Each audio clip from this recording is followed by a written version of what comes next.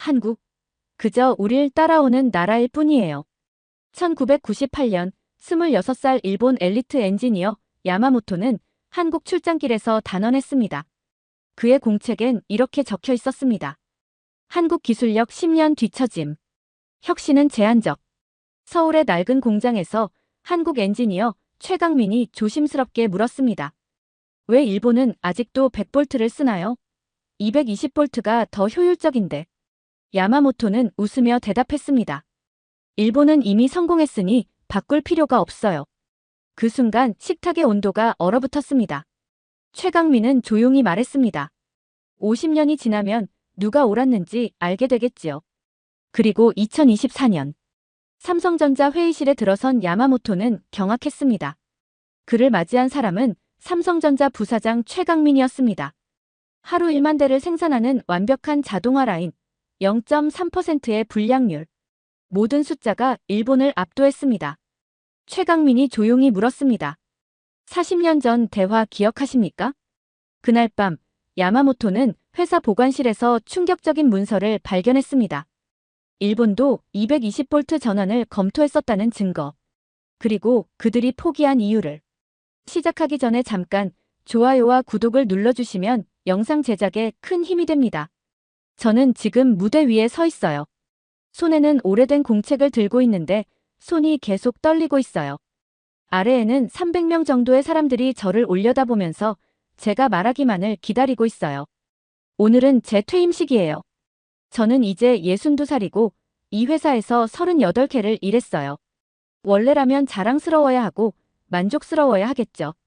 그런데 지금 제 머릿속을 가득 채우는 건 이 공책에 제가 26년 전에 적어둔 단 한 문장이에요. 오늘 아침 책상을 정리하다가 이 공책을 발견했어요. 겉표지는 발에서 갈색빛이 돌고 종이는 누렇게 변해서 오래된 종이 냄새가 났어요. 아무 페이지나 펼쳤는데 거기 빨간 펜으로 이렇게 적혀 있었어요.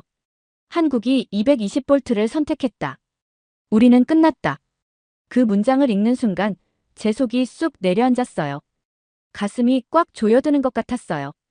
왜냐하면 지금에서야 비로소 정말로 늦게야 그 문장이 어떤 의미였는지 깨달았거든요. 하지만 이야기를 처음부터 해야 할 것 같아요. 제가 어리고 멍청하고 모든 걸 안다고 자신만만하게 착각했던 시절로 돌아가야 해요. 그때 저는 26살이었어요. 대학에서 전기공학을 전공하고 막 졸업한 신입이었어요. 일본에서 가장 큰 전자회사 중 하나인 니혼테크에 막 입사했고요. 머리는 항상 가지런했고 양복은 늘 잘 다려져 있었고 금태 얇은 안경을 써서 더 똑똑해 보였어요. 저는 사람보다 숫자를 더 믿는 타입이었어요. 데이터를 분석하고 스프레드시트를 만들고 시장 점유율을 계산했어요. 그리고 모든 숫자가 똑같은 말을 하고 있었어요. 일본이 최고라고요. 일본이 세계에서 가장 뛰어난 전자제품을 만든다고요. 일본이 넘버원이었죠. 한국이요? 그때 제 머릿속에서 한국은 그냥 뒤따라오는 나라였어요. 그 시절 제가 한국을 어떻게 생각했는지 아직도 정확하게 기억해요. 제 생각에 한국은 전쟁에서 간신히 회복한 나라였고 열심히 일하지만 기술력은 부족한 나라였어요. 아무리 노력해도 일본보다 늘 열려는 뒤처질 수밖에 없는 나라라고 믿었어요. 한국은 따라가고 일본은 이끌고 세상이 그냥 그렇게 돌아간다고 생각했어요. 그러다 어느 날 아침 상사에게 불려갔어요. 그리고 한국에 출장을 가야 한다고 하더라고요. 저는 전혀 긴장하지 않았어요. 오히려 조금 들떠 있었어요.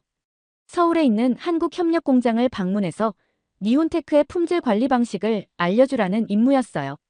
생산 라인을 점검하고 일본식으로 어떻게 해야 하는지 보여주는 역할이었죠. 저는 상사 앞에서 허리를 굽혀 최대한 잘해보겠다고 했어요. 그날 밤 작은 도쿄 아파트에서 출장을 준비했어요. 책상에 기술 매뉴얼을 펼쳐놓고 공장에서 점검해야 할 리스트도 만들었어요. 한국 제조가 일본 기준에 못 미칠 거라고 예상한 부분들을 하나하나 적어 내려갔어요. 공책에 이렇게도 썼어요. 한국 일본보다 기술력 10년 뒤처짐. 인건비는 저렴함. 근면함. 혁신은 제한적. 저는 그게 무례한 말이라고 전혀 생각하지 않았어요. 그냥 모두가 아는 사실을 정리한 거라고 믿었어요. 브리프케이스에는 점검표랑 품질 관리 문서들을 가득 넣었어요. 아침 4시에 울릴 알람을 맞추고 새벽 비행기로 서울에 갈 준비를 했어요. 잠들기 전에 창문에 비친 제 모습을 봤어요. 얇고 마른 젊은 남자가 서 있었어요. 차갑고 분석적인 눈을 가진, 중요한 일에서는 한 번도 틀린 적 없다고 믿던 남자요. 그때는 정말 몰랐어요. 그 여행이 제 인생을 바꿀 거라는 걸요. 그리고 26년이 지난 지금 이렇게 퇴임 무대 위에서 떨고 서서 그때의 오만한 바보 같은 저를 향해 딱이라도 때릴 수 있으면 좋겠다고 후회하게 될 줄은 정말 몰랐어요. 하지만 그 아침 저는 그저 한국에게 일본이 얼마나 앞서 있는지 보여줄 생각만 하고 있었어요. 정작 배워야 했던 사람은 저 자신이었다는 걸 그때는 정말 꿈에도 몰랐어요. 비행기가 흐린 아침에 김포공항에 착륙했어요. 터미널을 걸으면서 저는 주변을 유심히 둘러봤어요. 건물은 오래돼 보였고 벽에는 페인트가 벗겨진 곳도 있었어요. 전체적으로 도쿄 공항보다 작고 답답한 느낌이 강했어요. 저는 공책에 이렇게 적었어요. 아직 개발도상국. 공장까지 가는 택시는 작고 불편했어요. 창밖을 보니 군인들이 길모퉁이마다 서 있었고 오래된 건물들이 도로 양쪽에 줄지어 있었어요. 간판들도 제 눈엔 투박하고 단순해 보였어요. 모든 게 제가 이미 믿고 있던 생각을 그대로 확인시켜주는 모습이었어요. 한국은 뒤에 있고 일본은 앞서 있다. 저한테는 너무나도 당연한 사실이었어요. 구로공단에 도착했을 때도 예상한 모습 그대로였어요. 회색 콘크리트 건물들, 높은 굴뚝에서 피어오르는 연기. 공장 안은 냉방도 안 되어 있었어요.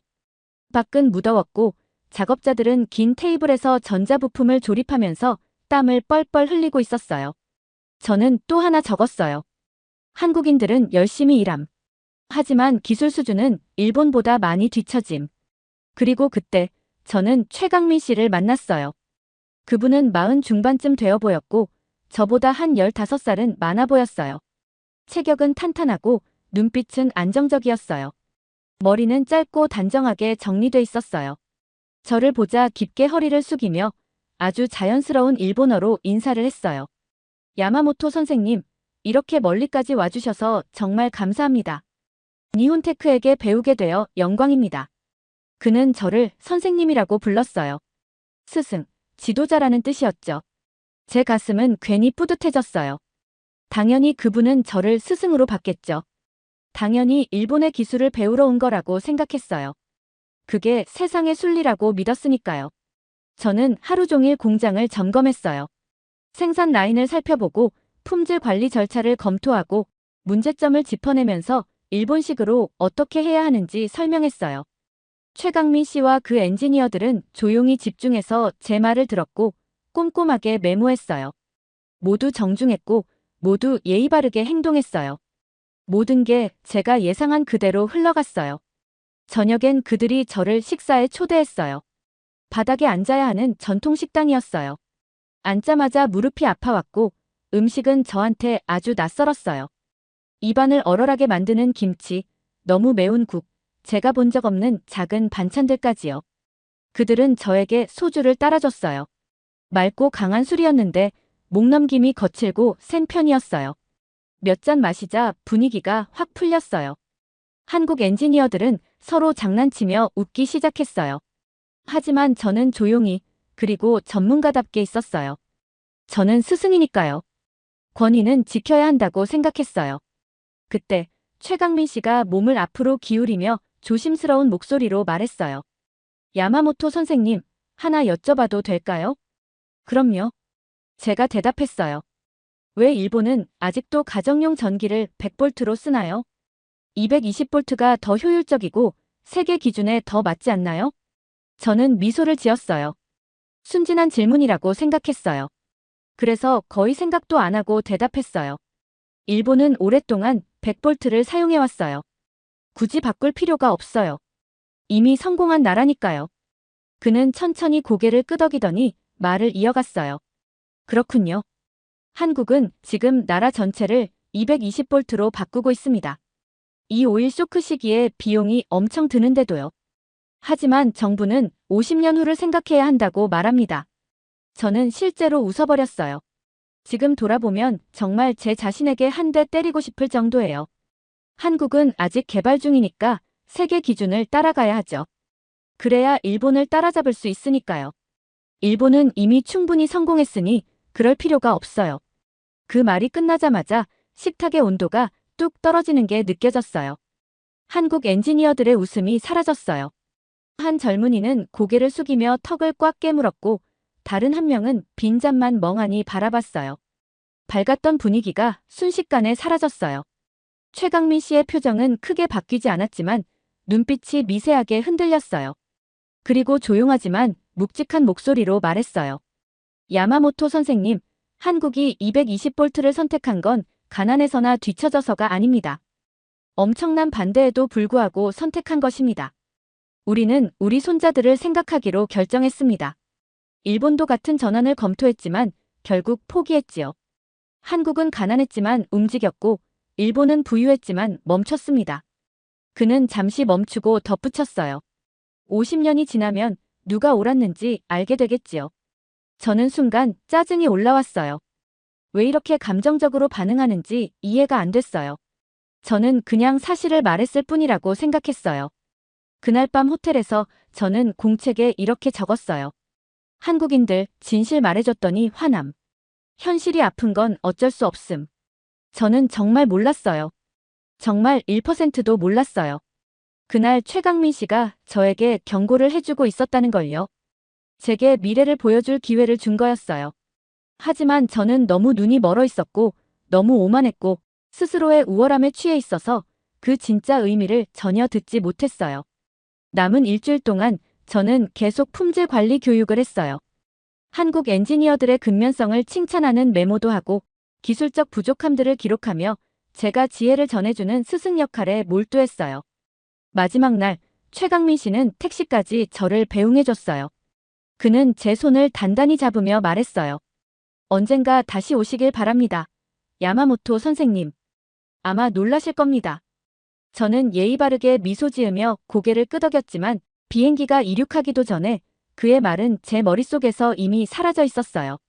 저는 그때 제가 시험을 통과했다고 믿었어요. 한국 사람들에게 필요한 걸 가르쳐주고 그들이 배웠다고 생각했어요. 하지만 저는 완전히 그리고 처참하게 틀렸어요. 진짜 시험은 제 고정관념을 깨는 진실을 들을 수 있었는지 제가 내려다본 사람들 속에서 지혜를 알아볼 수 있었는지였어요. 저는 그 시험에서 너무나도 참담하게 실패했고 그때 벌어진 일을 제대로 이해하기까지 26년이 걸렸어요. 그리고 그때쯤엔 이미 무언가를 고치기엔 너무 늦어버린 뒤였어요. 세월이 흘렀어요. 그리고 어느새 수십 년이 지나버렸어요. 저는 니혼테크에서 차근차근 승진해 갔어요. 처음엔 선임 엔지니어가 되고 그 다음엔 부서장이 되고 결국에는 전무자리까지 올랐어요. 제 분석적인 성향은 회사 생활에 큰 도움이 됐어요. 스프레드시트도 완벽하게 다뤘고 생산 보고서도 누구보다 정확하게 읽어냈고 시장 점유율과 이익률도 잘 계산했어요. 숫자들은 늘 저에게 괜찮다고 말해줬어요. 일본은 여전히 잘하고 있다고요. 모든 게 문제 없다고요. 그런데 2010년대쯤부터 숫자들이 조금씩 달라지기 시작했어요. 우리 회사의 시장 점유율이 떨어졌어요. 이익률도 점점 얇아졌어요. 공항이나 전자매장에서 삼성과 LG 로고가 보이기 시작했고 전 세계 호텔 방마다 한국 브랜드 제품이 놓여 있었어요. 회의에서 저희는 조심스럽게 말했어요. 한국 기업들이 경쟁력이 생기고 있습니다. 아무도 진짜 무슨 일이 벌어지고 있는지를 인정하려 하지 않았어요. 그리고 결국 제가 가장 피하고 싶던 임무가 내려졌어요. 상사가 저를 사무실로 불렀어요. 한국에 있는 삼성전자의 대표단을 이끌고 가야 한다고 했어요. 협력 가능성을 논의하기 위해서라고 했죠. 협력이라는 단어는 아주 예쁜 회사 표현이었지만 실제 뜻은 너무나 솔직했어요. 이제 우리가 그들의 도움이 필요하다는 뜻이었어요. 그 말을 듣는 순간 입안이 씁쓸해졌어요. 저는 인천공항으로 날아갔어요. 그리고 공항에 들어서는 순간 말 그대로 정신이 멍해졌어요. 예전에 봤던 좁고 낡은 김포공항이 아니었어요. 인천은 거대하고 현대적이고 반짝였어요. 유리와 철골 구조가 끝없이 뻗어 있었고 모든 공간이 깔끔하고 효율적이었어요. 수원까지 가는 고속도로는 넓고 매끄러웠어요. 삼성 본사 건물은 해가 반사될 정도로 유리벽이 끝없이 펼쳐져 있었고 하늘까지 이어진 듯 했어요. 저는 속으로 중얼거렸어요. 이게 다 언제 이렇게 된 거지? 텔레비전 생산 공장 안에 들어갔을 때 저는 말을 완전히 잃어버렸어요. 공장은 어마어마하게 컸어요. 축구장 여러 개를 붙여놓은 느낌이었어요. 수백 개의 로봇팔이 완벽한 동작으로 움직이고 있었어요. 멈추지도 않고 흔들리지도 않고 정확한 속도로 움직였어요. 그 위에 있는 거대한 모니터에는 실시간 생산량이 표시돼 있었어요. 하루 생산량 1만 대. 저희 일본 최고의 공장은 하루 6,000대도 겨우 찍는 수준이었어요. 삼성의 임원 한 분이 제 옆에서 아주 편하게 설명해줬어요. 이 라인은 220V 모델만 생산합니다. 그래서 재설정할 필요가 없어요. 중단도 없고 부품 교체도 필요 없죠. 글로벌 시장을 위한 연속 생산입니다. 그 말 한마디 한마디가 제 머리에 망치처럼 내려쳤어요. 우리는 40년 동안 일본 내수용 100V, 해외용 220V 두 가지를 동시에 만들면서 계속 라인을 멈춰야 했어요. 장비를 바꾸고 시간을 잃고 효율을 떨어뜨렸어요. 그들은요? 전 세계가 쓰는 단일 기준으로 계속 전속력으로 달리고 있었던 거예요. 품질 관리실로 이동했어요. 벽에 걸린 대형 디스플레이에는 이런 숫자가 떠 있었어요. 오늘의 불량률 0.3%. 일본의 불량률은 보통 0.8% 근처였어요. 제 머리는 자동으로 계산을 시작했어요. 차이, 속도, 비용, 효율. 숫자들이 악몽처럼 머릿속을 쏟아져 나오고 있었어요. 그들은 우리보다 더 나았어요. 더 빨랐어요. 더 효율적이었어요. 측정 가능한 모든 면에서 더 뛰어났어요. 그리고 마침내 협력 회의를 위한 회의실에 들어갔어요. 문이 열렸고 비싼 양복을 입은 한 남자가 걸어 들어왔어요. 머리는 이제 희끗했지만 자세는 여전히 곧고 강했어요. 눈빛은 날카롭고 맑았어요. 저는 그의 이름표를 봤어요. 최강민 삼성전자 부사장. 그 순간 제 심장이 잠깐 멈춘 것 같았어요. 저를 선생님이라고 불렀던 공장장. 저에게 깊이 허리를 숙였던 그 남자. 제가 감정적이고 미숙하다고 생각하며 무시했던 엔지니어. 그 사람이 이제 삼성전자의 부사장이 되어 있었어요. 그리고 저는 그의 회사에 도움을 청하러 온 사람이었어요. 그 순간 세상이 완전히 뒤집힌 것 같았어요. 제가 40년 동안 믿어왔던 모든 것이 산산이 부서져 바닥에 흩어졌어요. 학생이 스승이 되었어요. 추격자가 선두가 되었어요. 제가 뒤처진 개발국이라고 여겼던 나라가 이제 일본을 앞서고 있었어요. 그것도 넘볼 수 없을 정도로요. 최강민 부사장은 예의 바르게 미소를 지었어요. 화난 기색도 없었고 잘난 척하는 표정도 없었어요. 그저 차분하고 전문적인 태도였어요. 공장 투어는 어떠셨나요, 야마모토 씨? 제 목이 바짝 말랐어요. 말이 잘 나오지도 않았어요. 정말 인상적이었어요. 그는 고개를 끄덕이며 조용히 말했어요. 40년 전 한국 식당에서 했던 대화 기억하십니까? 일본은 이미 성공했기 때문에 바꿀 필요가 없다고 말씀하셨죠. 저는 우리가 50년 후에 누가 옳았는지 알게 될 거라고 했고요. 그 말이 제 머리를 파도처럼 덮쳤어요. 그날 식당에서 그의 조용한 목소리, 상처받은 젊은 엔지니어들의 표정, 그리고 제가 아무 생각 없이 내뱉었던 그 오만한 말들. 우리는 이미 충분히 성공했어요. 그게 바로 제가 했던 말이었어요. 최강민 부사장은 자랑하거나 비웃지 않았어요. 오히려 그 점이 더 아프게 느껴졌어요. 그는 그냥 사실을 조용히 말했어요. 한국이 220V를 선택한 건 선택지가 없었기 때문입니다. 궁핍함이 우리의 힘이 됐어요. 일본이 100V를 고수한 건 선택지가 너무 많아서였습니다. 그 편안함이 일본의 감옥이 됐습니다. 그날 밤 저는 잠을 전혀 이룰 수 없었어요. 삼성 연구동 옥상에 서서 아래를 내려다봤어요. 밤 11시가 넘었는데도 연구실마다 불이 켜져 있었어요. 엔지니어들이 자발적으로 남아 계속 일하고 있었어요. 계속 미래를 향해 달리고 있었어요. 반면 일본은 과거의 성공에 기대 앉아 있었어요. 그 사이 한국은 완전히 다른 세상으로 달려가고 있었어요. 저는 모든 걸 깨닫고 말았어요. 제가 믿어왔던 일본의 우월함, 한국에 대한 오만함, 그리고 제 자신에 대한 착각까지 모두 무너져 버렸어요. 그리고 가장 끔찍한 건 그걸 무너뜨린 사람이 바로 저였다는 사실이었어요. 제 오만함과 장님 같은 편견으로 스스로 망가뜨린 거였어요. 도쿄로 돌아간 뒤 저는 몇 주 동안 제대로 잠을 이루지 못했어요. 그 오래된 공책이 계속 제 머릿속을 떠나지 않았어요. 빨간 잉크로 적힌 그 문장이 꿈속에서도 반복해서 나타났어요. 어느 날 새벽 2시, 저는 회사 기록 보관실로 내려갔어요. 먼지가 쌓인 상자들을 뒤지다가 결국 제가 찾던 걸 발견했어요. 1973년 전력청 회의록. 문서들은 누렇게 바래고 금방이라도 찢어질 것처럼 약해져 있었어요. 읽다가 제 손이 떨리기 시작했어요. 일본도 220V 전환을 검토했었어요. 한국이 했던 그 대규모 전환과 똑같은 계획이었어요. 비용도 같았고 소요기간도 같았고 기업과 정부 부처들의 거센 반대도 같았어요. 하지만 그때 오일 쇼크가 터졌어요. 마지막 페이지 하단에 이렇게 적혀 있었어요. 계획 무기한 연기. 그 이후로 220V에 관한 논의는 문서에서 완전히 사라졌어요. 일본은 그대로 포기했어요. 저는 한국의 같은 시기 기록들을 온라인에서 찾아봤어요. 한국도 똑같은 위기를 겪었고 똑같은 비용을 계산했고 똑같은 반대에 부딪혔어요. 하지만 한국의 최종 결정은 달랐어요. 30년 국가 전환 계획 승인. 그 기록에는 당시 대통령이 남긴 한 문장이 보존되어 있었어요. 저는 그 문장을 계속 반복해서 읽었어요. 우리 손주들이 우릴 어떻게 기억할지 생각하시오. 왜 행동하지 않았냐고 물을까? 아니면 그들의 성공을 위한 토대를 쌓아줘서 고맙다고 말할까? 일본은 편안함을 선택했어요.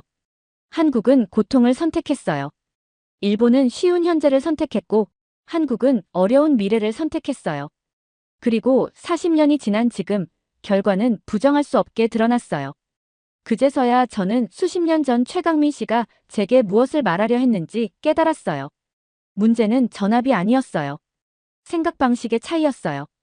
용기였어요. 아파도 변화를 선택할 수 있는 결단력이었어요. 우리는 우리가 이미 이겼다고 믿었기에 싸움을 멈췄어요. 그들은 증명해야 할 것이 너무 많았기에 멈추지 않았어요. 그리고 지금 저는 퇴임식 무대에 서서 그 바랜 공책을 손에 들고 있어요. 300명의 직원들이 저를 바라보고 있어요. 젊고 환한 얼굴들, 열정이 가득한 표정들. 일본은 다시 일어설 수 있다고 믿는 사람들. 저는 깊게 숨을 들이쉬었어요. 이제부터 할 말은 아플 거예요. 그래도 그들은 들어야 했어요. 오늘 아침 이 공책을 찾았어요. 저는 공책을 들어보였어요. 그 안에 제가 26살 때 적은 문장이 있어요. 한국이 220V를 선택했다. 우리는 끝났다.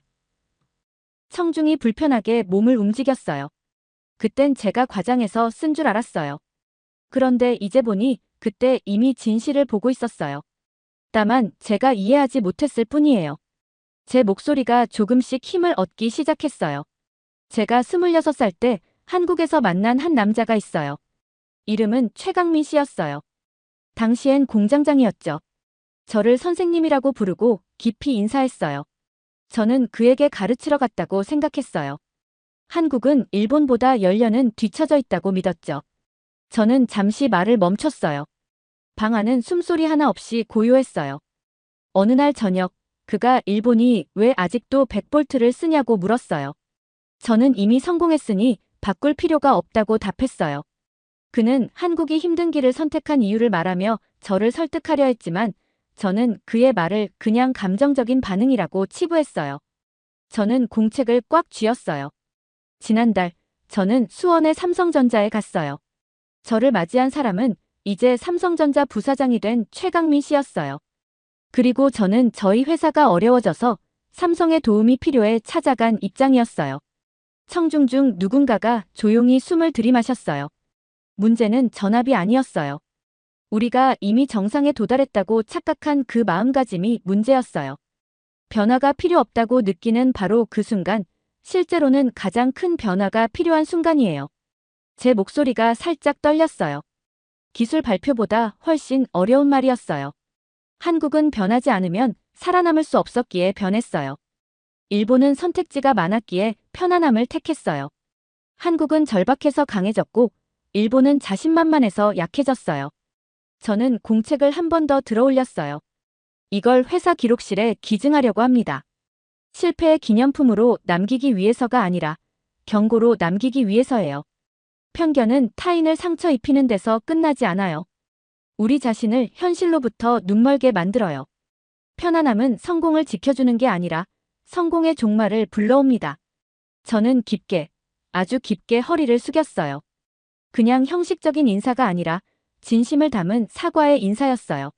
저는 이미 망가진 걸 고칠 수 없어요. 하지만 진실은 말할 수 있어요. 가장 위험한 건 외부의 경쟁자가 아니라 우린 이미 충분해라고 속삭이는 내부의 목소리예요. 허리를 펴고 나니 충격을 받은 얼굴들이 보였어요. 하지만 그중엔 깨달음을 얻은 눈빛들도 있었어요. 특히 젊은 직원들. 그들은 이 진실을 이미 어렴풋이 느끼고 있었지만 누구도 대신 말해주지 않았던 거예요. 저는 무대에서 내려왔어요. 제 경력은 끝났어요. 제 세대는 실패했어요. 하지만 어쩌면, 아주 어쩌면 제가 남긴 이 경고가 누군가를 같은 실수에서 구해줄지도 몰라요. 공책은 기록실에 남아있을 거예요. 영원한 기억으로. 때로는 영웅이 보물을 들고 돌아오지 않아요. 승리를 가져오지도 못해요. 그저 진실을 들고 돌아올 뿐이에요. 그리고 때때로 그게 줄 수 있는 유일한 선물일 때도 있어요. 잘 들으셨나요? 세상에는 가슴 따뜻한 이야기들이 가득합니다. 감동 힐링 사연은 해외에서 전해지는 감동적인 사연들을 소개하며 다양한 이야기들을 통해 위로와 희망, 그리고 하루의 힐링을 선물해드립니다. 조그마한 힐링이 되셨다면 구독과 알림 설정도 큰 힘이 되어요. 다음 영상에서 더 좋은 사연으로 찾아뵙겠습니다. 시청해주셔서 감사합니다.